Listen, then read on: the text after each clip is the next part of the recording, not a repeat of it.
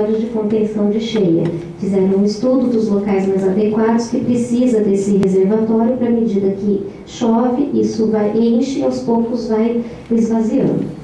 E aqui os dispositivos de antipoluentes é para o caso de cair uma carreta, um caminhão na estrada, isso é absorvido ali e não vai para os cursos d'água.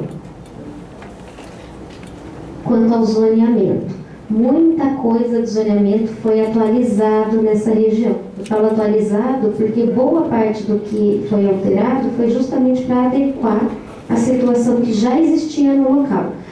Na Lei 6.031, que é esse zoneamento aqui pequenininho, esse é o zoneamento que está desde a Lei 6.031, com as suas alterações, e no plano diretor não tratou de zoneamento.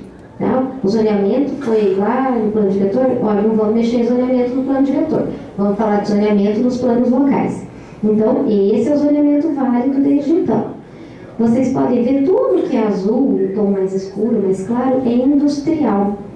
Só que lá na vida real, quase tudo desse industrial já é habitacional. Muita coisa habitacional feita, inclusive, pela Coab. Né? Então, o que a gente fez foi uma adequação desse zoneamento para que ele esteja a contento e adequado ao uso real do solo. Fizemos também alguns corredores de Zona 11. O que é Zona 11? A Zona 11 permite comércios e serviços de âmbito geral. Então, é uma loja de maior porte, né?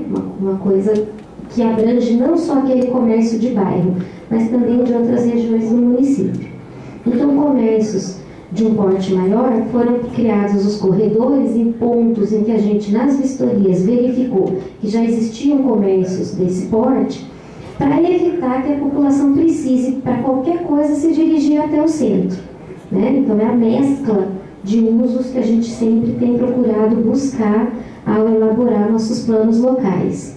Fizemos uma adequação de zoneamento aqui nesse pedaço do Zona 11 que eu falei, né? Levando um corredor para cá.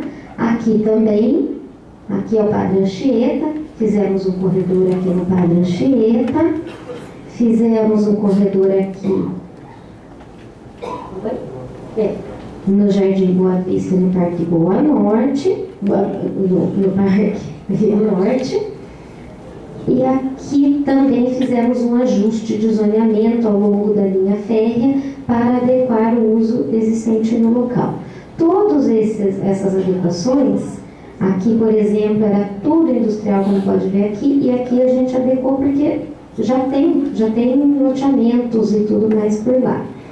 Essa porção de terras, por exemplo, ela é vazia, ela não tem nada. E antes era a zona 14, zona 15, né? Antes era a zona 15. Zona 15 é estritamente industrial, né? Industrial incômodo, é uma indústria incômoda. Ao redor de uma área que é basicamente tomada por residências. Então, o que a gente propôs? Uma zona 3, destinada a ex, mais para frente nós vamos ver o mapa de ex, uma zona 3 destinada a ex, que se transformou a vocação dessa região habitacional, né?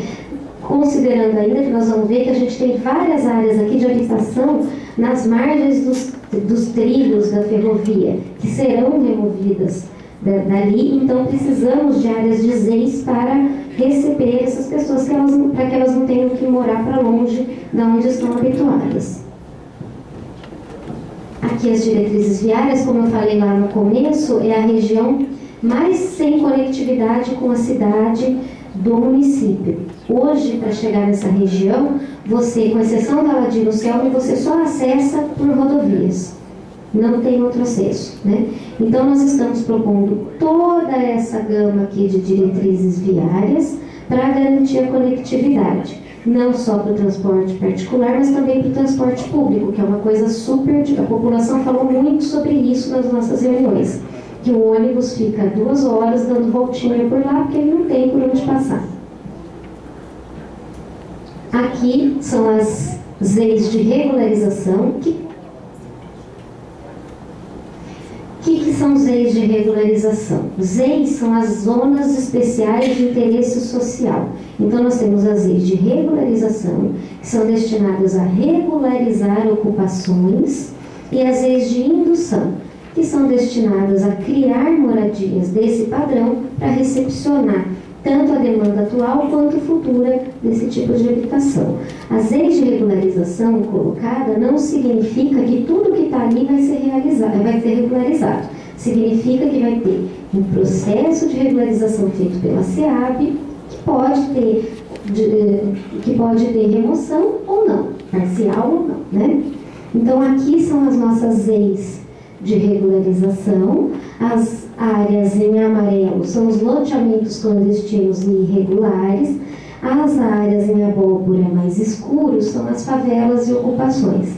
Essa faixinha aqui, que é mais difícil de enxergar, são as EIs de regularização, que depende de discussões junto aos órgãos técnicos da ferrovia, porque elas estão dentro da área da ferrovia, dentro da área de operação da ferrovia.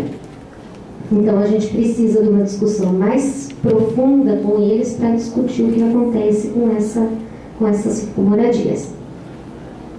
E essas são as EIs de regularização, as EIs de indução, desculpa. Muita coisa do que está aqui já está construída lá, né? Aqui já tá construído, acho que aqui também, né? PSS.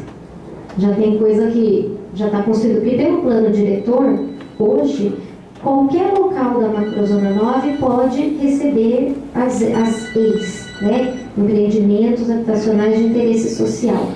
Qualquer local da Macrozona. O que a gente está fazendo é delimitando alguns locais e só serão permitidos nesses locais. No restante, não. Porque se a gente...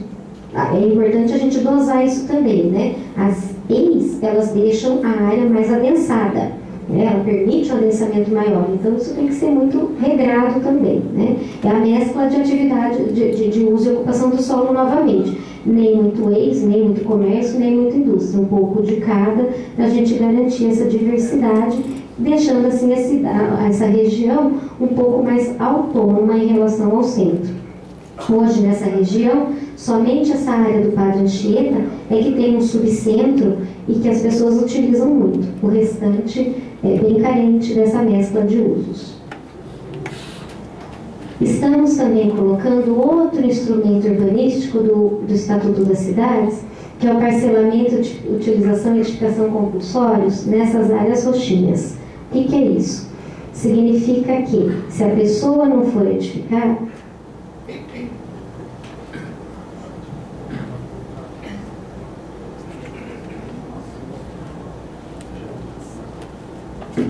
ela tem um prazo para fazer o uso dessa terra, né? Se ela não fizer dentro do prazo, ela começa a pagar o IPTU progressivo ao longo do tempo. Isso é uma forma da gente incentivar que essas áreas encravadas aqui sejam utilizadas, e para nós é interessante porque para que utilizem, farão importantes ligações viárias, né? E importantes áreas institucionais que vão colaborar com o nosso déficit aqui de áreas institucionais. Então, para nós isso foi uma coisa pensada, que esses pontos são interessantes que socorram. Também temos o instrumento do direito de preempção, nesse pedacinho verde aqui, não sei se dá para vocês enxergarem daí. O direito de preempção é o seguinte: se um dia essa pessoa for colocar a área dele à venda, o município de Campinas é o primeiro a ter direito de comprar. Se o município não tiver como comprar o interesse de comprar, não vai comprar. Ele vende para quem ele quiser. Mas por que isso? Aqui nós temos uma estaçãozinha de trem muito bonitinha e que a gente pensou de fazer ali um centro cívico, um cantinho simpático para essa região que tem carência de áreas institucionais e culturais. Bom, e por... a estação está desativada. Conselho gestor. O que é o Conselho Gestor? É uma forma de diálogo entre a Prefeitura, a população e as entidades envolvidas no processo de desenvolvimento da cidade. O que a gente está propondo para todas as macrozonas é o mesmo formato. É um conselho tripartite, com atividades, objetivos claros, a exemplo do que já ocorre na macrozona 1. A situação atual não tem conselho, essa região não tem conselho, portanto não tem nenhum fórum de debate, de discussão ou mesmo de fiscalização. Como projeto de lei, a gente está propondo também, faz parte do projeto de lei, são os últimos artigos do projeto que vocês têm aí com vocês, a criação do conselho gestor. E esse conselho, essa emenda é só para a macrozona 5, na verdade a macrozona 9 não é uma emenda porque ela não possui emenda nenhuma, né? Ela é só um formato que é o mesmo do CONGEAPA, né? Que é um tripartite, participam entidades, prefeitura e população. Aqui são apenas o DEPARA que vocês têm aí, que a gente colocou aqui no PowerPoint, por caso de surgir alguma dúvida. Mas vocês já têm eles aí com vocês, eu não vou gastar mais o tempo de vocês, nem do que vocês já têm tudo aí, tá bom? Por hoje, por agora, é só à tua disposição para o que precisarem. Obrigada. Obrigado, Érica. Vamos então dar início. Nós temos até o momento 13 pessoas que solicitaram aí a palavra para iniciar os debates.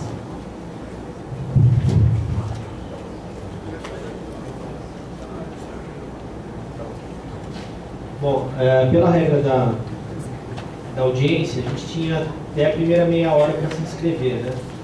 Então, alguém não se inscreveu, eu queria ter se inscrito. Tá? Então, vamos prosseguir, então. Bom, primeiro na nossa lista aqui é o Anderson de Souza, da Associação de Moradores CDHU São Martim. Ele queria fazer uma pergunta oral. Queria abrir a palavra para o Anderson. É esse nome. Condomínio, Associação de Moradores CDHU. É esse que eu falei. Tá bom. Quem tiver as perguntas, por favor, se dirija ao microfone aqui ao lado e tal. Boa noite, mesa. Boa noite a todos. Eu sou o Anderson Lande, né, presidente da Associação de Moradores do CDHU do São Martins. Eu queria fazer uma pergunta. Tá bom. Eu queria fazer uma pergunta para a mesa, que ela acabou de fazer uma colocação que só o Padre Anchieta tem um centro que atende a população. Vocês têm que ir lá no CDHU, que lá nós temos um comércio lá que atende 14 mil pessoas, um comércio que não é reconhecido ainda pela Prefeitura Municipal de Campinas. São 127 comércios, desde mercado até açougue, depósito de água, que nós temos dentro da comunidade nossa lá. Eu até trouxe um jornal, vou deixar para a mesa depois aí. A pergunta que eu quero fazer para a mesa é sobre, está falando de macrozona, falando das melhorias, e para aquela região, vejo falar Padre Anchieta, vejo falar Parque Santa Bárbara, que está sendo remanejado as coisas. Nós temos um córrego que passa embaixo lá, que está sendo feito um monte de barracos, entendeu? Que fala que vai ser uma praça de caminhada, mas é só ver na conversa. Nós queríamos saber qual é a postura de vocês sobre aquela área lá mesmo, de baixo lá da gente. E a gente também vê com vocês a possibilidade de criar uma praça de esporte para aquela região que é carente. E é isso que eu quero perguntar para vocês e para vocês olharem com carinho o comércio que está funcionando há 9 anos lá em Campinas e nós não temos uma água canalizada e não temos rede de esgoto. Entendeu? São 137 comércios. Vou deixar para vocês o jornalzinho do bairro para vocês, tá bom? E essa é a minha fala aí. Muito obrigado. Bom, eu queria, antes de mais nada, primeiro registrar a presença do vereador Zé Cunhato, que também está prestigiando aqui a nossa audiência, e convidar o presidente da Comissão de Justiça da Câmara para fazer parte da mesa, o vereador Zé Carlos. Anderson, talvez a gente não tenha conseguido colocar da forma adequada. O que a gente colocou é o seguinte: é importante entender que o que a gente identifica na região do Padre Anchieta é a existência já do centro comercial já consolidado e que a gente quer espalhar isso para toda a macrozona. Não que a gente não identifique alguns pontos, mas a gente quer uma coisa que permita que as pessoas possam se beneficiar também de comércio e serviço na região. Tá? Quanto ao... Por isso que a gente está propondo no corredor da Laje Industrial a Zona 11. De São Martim também. A sequência da Zona 11.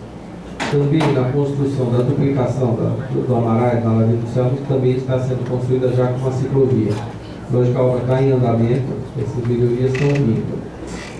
a proposta de área de lazer, a gente vai analisar, mas aí não seria bem o caso do nosso projeto de lei, ele recomenda de uma forma geral, isso aí depois ele é mais detalhado no momento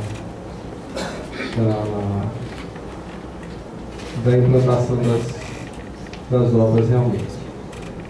Cabe lembrar também, a gente está colocando aqui, que a gente está criando uma série de parques nesta macrozona que vão beneficiar a região. O índice de áreas com área verde vai passar de 6% para 18%, tá? da área física da macrozona. Então, com isso, a gente espera melhorar um pouquinho a qualidade de vida da região como um todo. E, efetivamente, ela começou com uma área industrial, está mudando essa característica e essa mudança que a gente está tentando acompanhar e implementar através do plano. Ok? Obrigado.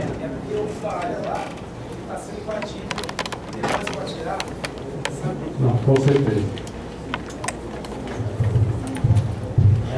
Carlos Alexandre Silva, conselheiro do Condema, representante da Abicam. Boa noite.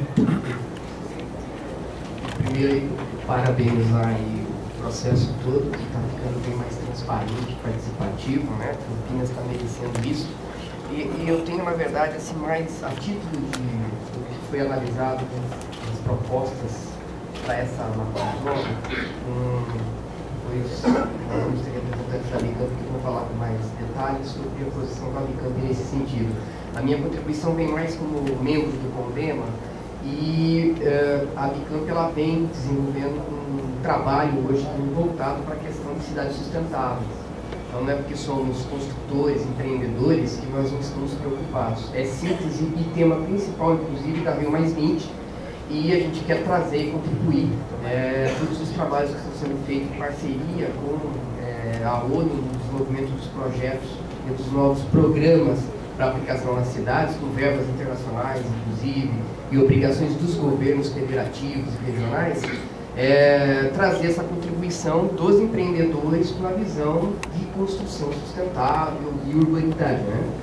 E a gente não passou pelo mapa do 13 especificamente.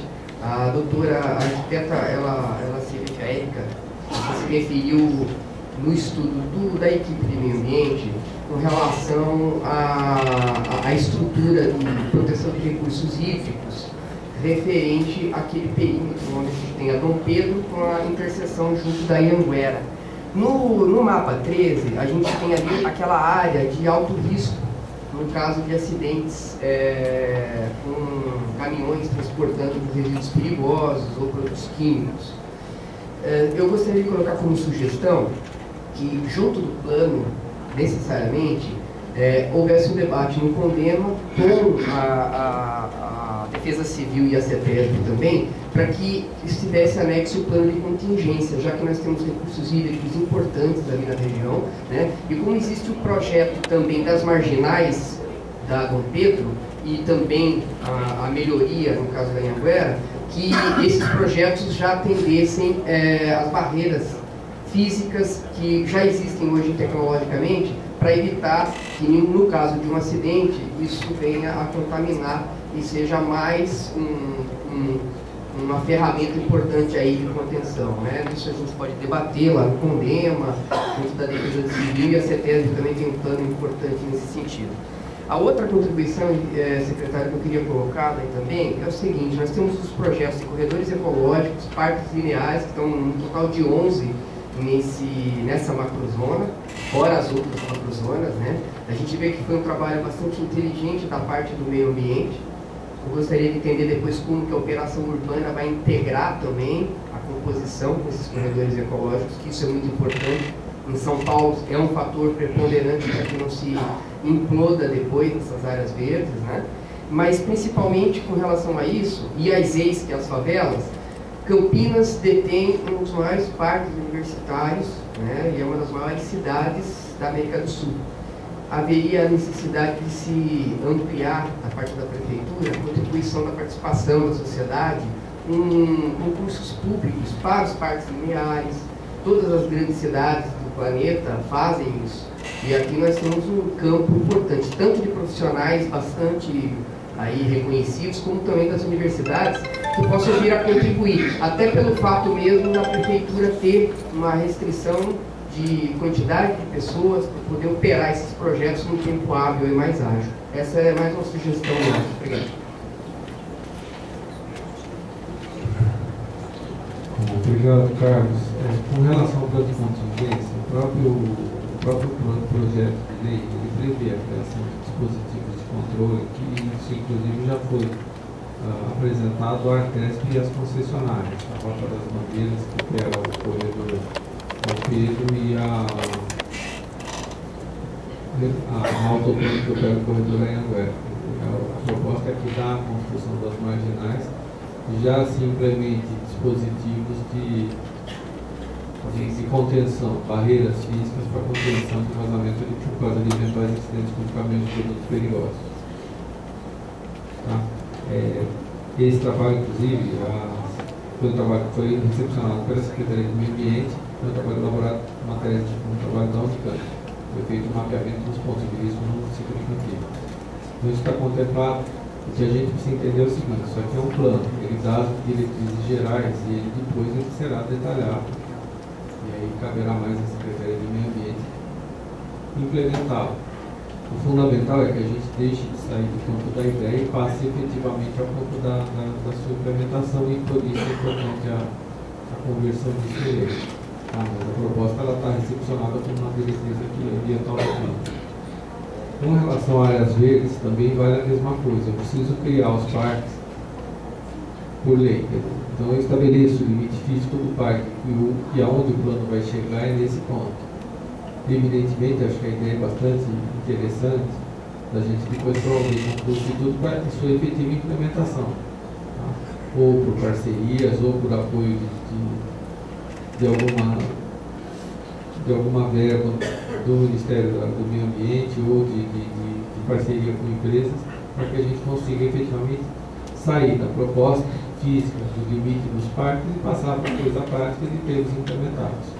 Agora, se eu não cravar as áreas como parque, evidentemente eu não fico com o respaldo para fazer essas coisas. Um deles, importante, que é o corredor do Ribeirão Cachoeiro e do Quilombo, eles estão naquela proposta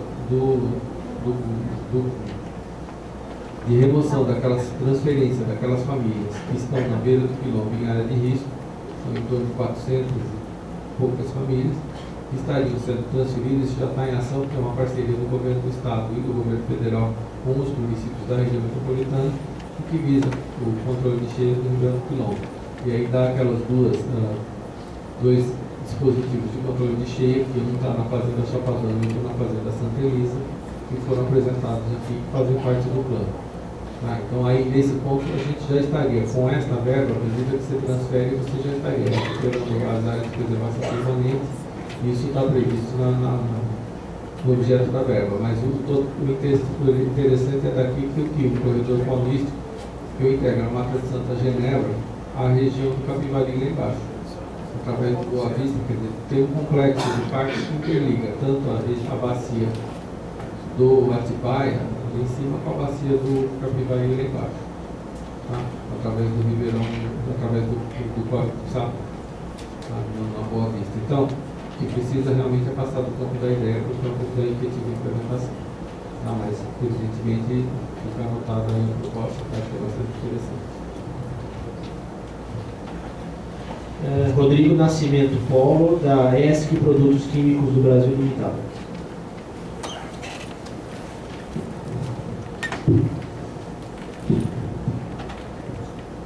Boa noite a todos.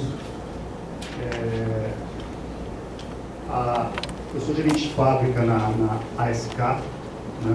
A ASK é uma joint venture da Ashland, que é uma empresa americana, 50% Ashland, 50% Sud-Chemie, uma empresa alemã. A ASK está localizada no quilômetro 103 da Anhanguera, na gleba entre Anhanguera, Dom Pedro e Córrego Boa Vista. Estamos lá aproximadamente desde o início da década de 70, mais ou menos 40 anos. Ela conta com mais ou menos 150 funcionários, 105 funcionários da SK e 45 terceiros fixos. Trabalha no ramo de indústrias, resinas para fundição, e tem um faturamento aproximado de 170 milhões de reais por ano. O plano da companhia é crescer, é investir, aumentar a capacidade instalada atual, o plano futuro, e nós temos que investir em equipamentos, instalações e edificações. A proposta que nós verificamos aqui no projeto é passar de zoneamento 14 para 15. 14 é só para indústrias cômodas e tolerável para incômodas. 15 para cômodas e cômodas, intolerável para IE.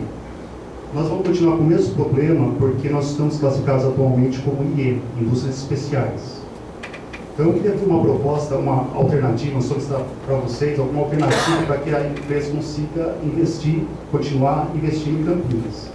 Uma alternativa que a gente estava analisando é ou alterar a classificação da SK para a indústria incômoda, já que apesar de ser uma indústria química, ela tem todo um processo controlado, tem ISO 14000, os efluentes, resíduos são tratados e corretamente destinados, não tem, em operações normais, não emite, não polui o meio ambiente, operações normais.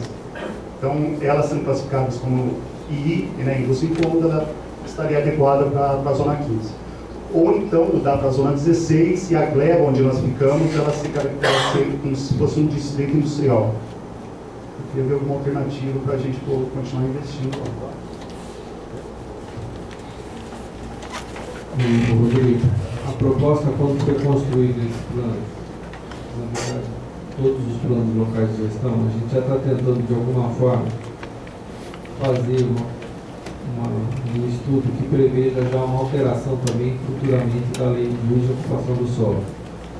Então, nesta visão, você deixaria de ter a divisão que hoje você tem de indústria não incômoda, incômoda e especial. Fundir-se-ia a zona 15 com a zona 16. Né? Não tem como eu criar um distrito industrial nessa região. Então a proposta é a gente mudar, alterar realmente a característica da 15 para que a gente permita. A ideia é que se naquela região que está isolada, separado pela fazenda Chapadão, e está em um encontro de duas rodovias, a equipe entendeu que não haveria problema de ter essa permanência dessa indústria e até sua expansão. Tá? Então a proposta vai no sentido de viabilizar isso.